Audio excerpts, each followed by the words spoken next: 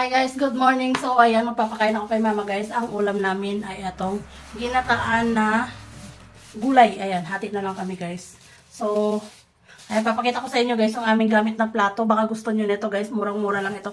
Lalagay ko ito guys dito sa yellow basket. I-check out kayo nito guys. Pwede ito sa may sabaw guys ha. Ayan, ang kulay naman ito is beige. O, diba? Ganda. So, ayan, sandukan ko muna guys.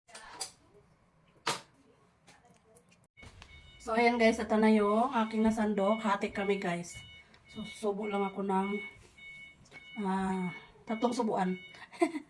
Kasi hindi rin pwede guys na marami yung ano niya, yung kanyang kanin. Sarap. Sarap talaga ng may gata guys, no? Sila yung mga mahilig dyan guys ng may gata. Diba? Masarap.